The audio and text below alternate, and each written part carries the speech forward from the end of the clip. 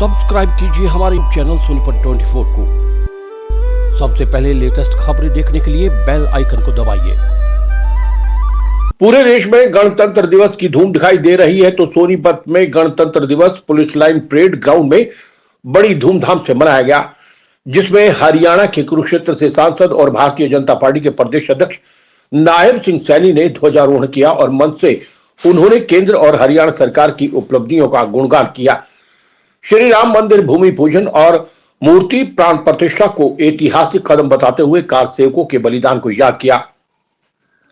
सोनीपत के police line parade ground में गणतंत्र दिवस की धूम दिखाई दी। सोनीपत वासियों ने गणतंत्र दिवस को बड़ी धूमधाम से मनाया और इस कार्यक्रम में बतौर मुख्य अतिथि हरियाणा के कुरुक्षेत्र से सांसद नायब सिंह सैनी ने ध्वजारोहण किया और परेड का निरीक्षण करते हुए सलामी ली।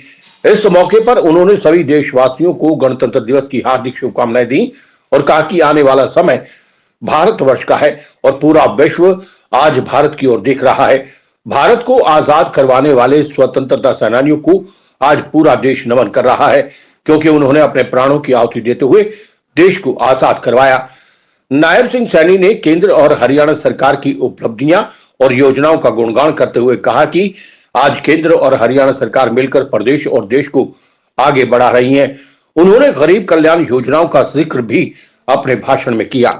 और प्यारे बच्चों, गणतंत्र दिवस के पावन पर्व पर मैं आप सभी को हार्दिक बधाई और शुभकामनाएं देता हूं। मैं यहां पर उपस्थित सभी स्वतंत्रता सेनानियों का स्वागत एवं अभिनंदन करता हूं। आज मैं स्वतंत्रता संग्राम के अमर सेनानियों को भी नमन करता हूं, जिनके अमर बलिदानों से हमें गणतंत्र दिवस मनाने का यह गौरवशाली अवसर प्राप्त हुआ है। आज ही के दिन 75 वर्ष पहले हमारा संविधान लागू हुआ था। आज का यह ऐतिहासिक दिन देशवासियों को एक मजबूत राष्ट्र के रूप में आगे बढ़ाने के लिए साहस और प्रेरणा देता है। यह दिन हमें भारत गणराज्य की स्थापना की याद दिलाता है। इस दिन हम उन महापुरुषों को भी याद करते हैं जिन्होंने भारत को स्वतंत्रता दिलाने और भारतीय संविधान को लागू करने में महत्वपूर्ण भूमिका निभाई है। इनकी बदौलत ही भारत आज एक गणराज्य देश कहलाता है। महात्मा गांधी, भगत सिंह, चंद्रशेखर आजाद, लाला लाजपत राय, सरदार वल्लभ भाई पटेल और लाल बहादुर शास्त्री, पंडित दीनदयाल उपाध्याय जैसे महापुरुषों और स्वतंत्रता सेनानियों ने देश की आजादी के लिए अपने प्राणों की आहुति दे दी थी। हमारे महान भारतीय स्वतंत्रता सेनानियों ने भारत में पूर्ण स्वराज के लिए लंबे समय तक संघर्ष किया है। उन्होंने ऐसा इसलिए किया ताकि उनकी आने वाली पीढ़ियां किसी की गुलाम बनकर न रहें और स्वतंत्र रूप से अपने अधिकारों का निर्वहन कर सकें। भाइयों बहनों, हमारे देश के गणतंत्र ने देशवासियों को सामाजिक समरसता और जनप्रतिनिधित्व का अधिकार दिया है। स्वतंत्रता के बाद से ही भारत दुनिया में एक बड़ी ताकत के तौर पर अपनी पहचान बनाने में कामयाब रहा है। इसका श्रेय हमारे उन राजनेताओं को, यहाँ के कर्मठ किसान मजदूरों को, कारीगरों को तथा साइंसदानों को जाता है, जिन्होंने दिन रात एक करके इस देश को विकास की गति प्रदान की है। आज हमारा भारत देश प्रधानमंत्री श्री नरेंद्र मोदी जी के नेतृत्व में चहुमुखी प्रगति कर रहा है। प्रभु श्री राम मंदिर का उद्घाटन, भाइयों बहनों, सदियों की प्रतीक्षा और सदियों का अभूतपूर्व धैर्य, अनगिनत बलिदान, त्याग और तपस्या के बाद हमारे प्रभु श्री राम का मंदिर अयोध्या में स्थापित हुआ है। हमारे प्रधानमंत्री श्री नरेंद्र मोदी जी के प्रयासों के फलस्वरूप 22 जनवरी 2024 का सूरज देश में एक अद्भुत आभा लेकर आया है। इस दिन अयोध्या में राम मंदिर के भूमि पूजन के बाद से प्रतिदिन पूरे देश में उमंग और उत्साह बढ़ता ही जा रहा है। भगवान राम के प्राण प्रतिष्ठा कार्यक्रम से देशवासियों को सदियों के धैर्य की धरोहर के रूप में श्री राम का मंदिर मिला है। राम के इस काम में कितने ही लोगों ने त्याग और तपस्या की पराकाष्ठा दिखाई है। हम सब उन अनगिनत राम भक्तों के और अनगिनत कार सेवकों के और उन अनगिनत संत महात्माओं के भी ऋणी हैं। देश की प्रगति के इस सफर में हरियाणा का भी महत्वपूर्ण योगदान है। मुझे यह कहते हुए गर्व है कि हरियाणा ने भी प्रदेश के सामाजिक आर्थिक विकास को नए आयाम प्रदान किए हैं। शिक्षा, स्वास्थ्य एवं खेलों में हमने नई ऊंचाइयों को छुआ है। हमारी कितनी ही नीतियां और योजनाओं का देश के दूसरे राज्य अनुसरण कर रहे हैं। आज भी हरियाणा के नौजवान सेना में भर्ती होना अपनी शान समझते हैं। यही कारण है कि आज भारतीय सेना का हर 10वां जवान हरियाणा प्रदेश से है। हम अपने शहीदों के बलिदानों का कर तो नहीं चुका सकते, लेकिन उनके परिजनों की देखभाल करके उनके प्रति सम्मान अवश्य जता सकते हैं। इस दिशा में हमने सैनिक व अर्धसैनिक कल्याण विभाग का गठन किया है। मैं देश की सीमाओं की सुरक्षा करने वाले वीर सैनिकों के प्रति कृतज्ञता व्यक्त करता हूँ। आपको बताना चाहूंगा कि हमारी सरकार ने युद्ध के दौरान शहीद हुए हरियाणा के सैनिकों और अर्धसैनिक बलों के जवानों की अनुग्रह राशि 20 लाख रुपए से बढ़ाकर 50 लाख रुपए कर दी है। इसी प्रकार आईईडी ब्लास्ट में शहीद होने पर भी अनुग्रह राशि 20 लाख रुपए से बढ़ाकर 50 लाख रुपए की गई है। अब तक शहीदों के 367 आश्रितों को अनुकंपा के आधार पर नौकरी भी प्रदान की गई है।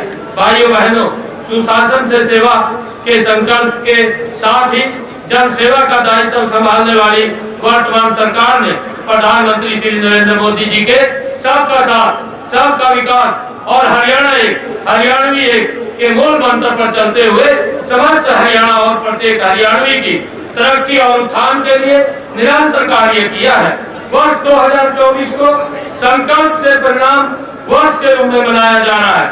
गीता के कर्म के संदेश की इस पावन हरि की भूमि के इतिहास में धार्मिक असहिष्णुता और हिंसा का कोई स्थान नहीं रहा। इसी के अनुरूप हम प्रदेश में प्रेम, प्यार, भाईचारे को बढ़ाने के लिए निरंतर काम कर रहे हैं। साथियों, हमारा प्रदेश हरियाणा सद्भाव, सौहार्द, सम्मान, विकास, समरसता के साथ साथ उन बदलावों का साक्षी रहा है जिनसे हर आदमी का जीवन सरल, सुगम और सुरक्षित हुआ है। हमने जनसेवा और जनता के बीच दीवार बन चुकी व्यवस्था को हमारी सरकार ने न केवल बदलने का काम किया है, बल्कि ऐसी व्यवस्था देने का प्रयास किया है जिसमें जन जन को योजनाओं और सेवाओं का लाभ सरल तरीके से प्राप्त हो सके। देश की आजादी से लेकर लंबे समय तक गरीब कल्याण की बातें तो की जाती रही, लेकिन उनका लाभ पात्र व्यक्ति तक नहीं पहुंच पाया है। पंडित दीनदयाल उपाध्याय जी के अंत्योदय के दर्शन के अनुरूप प्रदेश के सभी परिवारों का पहचान पत्र बनाया, जिससे पात्र परिवारों को घर बैठे ही सरकारी योजनाओं का लाभ देना सुनिश्चित किया गया है। आज जनता और सरकार का संपर्क सीधा है। हमने प्रशासन में मानव हस्तक्षेप को न्यूनतम करने के लिए आईटी का बड़े पैमाने पर सफल प्रयोग किया है। आज हर सरकारी योजना के पारदर्शी तरीके से लागू किए जाने से घर बैठे गरीब की बेटी की शादी का शगुन, बुजुर्ग, विधवा व दिव्यांग को की pension, BPL card, Chirayu card का लाभ, किसानों को उनकी फसल का भुगतान कंप्यूटर की एक क्लिक से सीधे पात्र के खाते में जाता है। हमने सरकारी कर्मचारियों के लिए चिकित्सा सुविधा में कैशलेस प्रणाली को भी लागू किया है। गरीबों के सिर के ऊपर छत उपलब्ध कराने के लिए प्रधानमंत्री आवास योजना के तहत 36,000 से अधिक मकान बनाए गए हैं, जबकि 16,000 मकान बनाए जा रहे हैं। हर गरीब को राशन मिलने में परेशानी न हो और कोई उसका हक न मार सके, इसके लिए राशन वितरण व्यवस्था को तकनीक के माध्यम से पारदर्शी बनाया है। अब कोई भी व्यक्ति फर्जी तरीके से राशन प्राप्त नहीं कर सकता। गरीबों का अपने बच्चों को प्राइवेट स्कूलों में पढ़ाने का सपना साकार करने के लिए चिराग योजना चलाई गई है। यही नहीं, कौशल रोजगार निगम के माध्यम से कर्मचारियों की भर्ती में भी गरीब परिवारों के युवाओं को प्राथमिकता दी जा रही है। भाइयों बहनों, सरकार ने कृषि, उद्योग, व्यापार, रोजगार, शिक्षा, स्वास्थ्य आदि हर क्षेत्र में भी ई गवर्नेंस के माध्यम से क्रांतिकारी बदलाव किए हैं। विभिन्न योजनाओं का लाभ लोगों को घर बैठे ही मिल रहा है। उसी प्रकार कृषि क्षेत्र में मेरी फसल मेरा ब्यौरा पोर्टल बनाकर किसान कल्याण की अनेक योजनाओं को इससे जोड़ा गया है। फसल बिक्री की राशि, खराबे का मुआवजा, भावांतर भरपाई की राशि, मेरा पानी मेरी विरासत, धान की सीधे ही बिजाई, प्रोत्साहन राशि आदि इस पोर्टल के माध्यम से सीधे ही किसान के खाते में जमा की जाती है। हरियाणा देश का पहला राज्य है जिसने बागवानी फसलों को मौसम की मार से बचाने के लिए मुख्यमंत्री बागवानी बीमा योजना शुरू की है। पशुपालन ग्रामीणों की आय का एक प्रमुख साधन है। पशुपालन को प्रोत्साहित करने के लिए सरकार ने किसान क्रेडिट कार्ड की तर्ज पर पशुधन किसान क्रेडिट कार्ड योजना शुरू की है। भाइयों बहनों, प्रदेश में फसलों की खरीद की सुविधाजनक बनाने हेतु मेरी फसल मेरा ब्यौरा पोर्टल शुरू किया गया है। इस पोर्टल से किसानों को अपनी फसल बेचने के साथ साथ खाद, बीज और कृषि उपकरणों के लिए मिलने वाली आर्थिक सहायता प्राप्त करने में सुविधा हुई है। राज्य सरकार का प्रयास किसानों की आय बढ़ाने के साथ साथ बीज से बाजार तक हर कदम पर उनकी मदद करने का है। न्यूनतम समर्थन मूल्य 14 फसलों की खरीद करने वाला हरियाणा देश का पहला राज्य है। उद्योग हमारी अर्थव्यवस्था का मूल आधार है। हमने हरियाणा के औद्योगिक विकास को गति देने के लिए ईज ऑफ डूइंग बिजनेस का एक इकोसिस्टम तैयार किया है। हमने प्रमाण पत्र, लाइसेंस, अनुमति देने में अड़चन पैदा करने वाले अनेक नियमों और प्रक्रियाओं को खत्म कर दिया है। आज हरियाणा में निवेशकों को यह सेवाएं ऑनलाइन प्रदान की जा रही है और उन्हें सभी स्वीकृतियां निर्धारित अवधि में देना सुनिश्चित किया गया है। आज हरियाणा देश विदेश के निवेशकों की पहली पसंद बन गया है। भाइयों बहनों, हमने युवाओं की योग्यता का सम्मान किया है। आपको पता है कि 1,10,000 से अधिक युवाओं को योग्यता के आधार पर सरकारी नौकरियां दी है। आउटसोर्सिंग सेवाओं में युवाओं को ठेकेदारों के शोषण से बचाने के लिए हरियाणा कौशल रोजगार निगम बनाया है। आज खेल जगत में हरियाणा का बड़ा नाम है। हमारे युवा बड़ी उपलब्धियां प्राप्त कर देश प्रदेश का नाम रोशन कर रहे हैं। मेडल जीतने वाले खिलाड़ियों को नगद पुरस्कार देने के साथ साथ सरकारी नौकरियां दी जा रही हैं। अवार्ड पाने वाले खिलाड़ियों को मासिक मानदेय भी दिया जा रहा है। हमने गांव के विकास में महिलाओं की भागीदारी सुनिश्चित करने के लिए पंचायती राज संस्थाओं में महिलाओं को 50% प्रतिनिधित्व दिया है। स्वामित्व योजना के तहत प्रदेश को लाल डोरा मुक्त बनाना व महिलाओं के आजीविका के अवसर बढ़ाने के लिए 1/3 राशन डिपो महिलाओं को देने का प्रावधान किया है। अटल किसान मजदूर कैंटीन व विटा बिक्री केंद्रों का संचालन भी महिलाओं को सौंपा गया है। बहन बेटियों को उच्चतर शिक्षा की सुविधा प्रदान करने के लिए सरकार ने 20 किलोमीटर के दायरे में एक कॉलेज स्थापित किया है। प्रदेश में 76 नए कॉलेज बिना मांग के खोले गए हैं। इनमें से आधे से अधिक लड़कियों के हैं। हमारी सरकार प्रदेश के शहरों और कस्बों में आधारभूत संरचना को सुदृढ़ कर बनाने पर विशेष बल दे रही है। गुरुग्राम, करनाल, फरीदाबाद और पंचकुला को स्मार्ट सिटी बनाया जा रहा है। गुरुग्राम, फरीदाबाद और पंचकुला के विकास के लिए मेट्रोपॉलिटन डेवलपमेंट अथॉरिटी का गठन किया गया है।